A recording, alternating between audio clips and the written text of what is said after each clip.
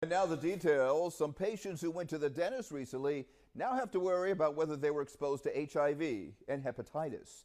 The health department says the possible exposure was at Smiles in Rittenhouse Square in Center City. And tonight the practice is closed and patients are being urged to get tested. Action News reporter Walter Perez live in Center City with those details tonight. Walter. And Rick, health officials are contacting patients from Smiles at Rittenhouse Square who went to the clinic between April of last year until the present day. The reason is what health officials are describing as possible exposure to serious illnesses and viruses, including, as you mentioned, HIV. The investigation is ongoing, but Dr. Kirti Chopra's license to practice dentistry has already been suspended temporarily, and her practice, Smiles at Rittenhouse Square, has been shut down. And it all started after the state health department contacted the Philadelphia Department of Public Health. They had received a complaint about this dentist and conducted an investigation.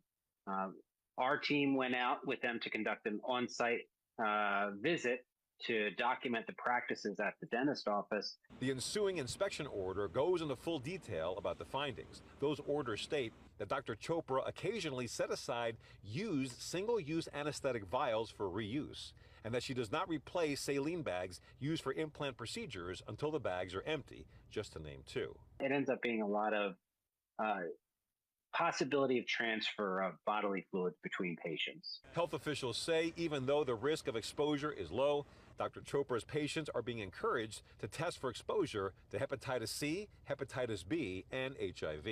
An attorney representing the practice sent Action News a statement reading in part, quote, Dr. Chopra will continue working cooperatively with public health officials regarding patient notification, testing recommendations, and any required infection control remediation. We spoke with people who live in this part of Center City who say this is not something you'd expect when going to the dentist. I am a little surprised because you would trust a medical professional. Rule of thumb, I would assume that any dentist I go to uses the proper sanitation techniques. So that's pretty, absurd. A preliminary hearing is scheduled for next month. In the meantime, more information, including a patient hotline, can be found on 6abc.com. Reporting live from Center City, Walter Perez, Channel 6.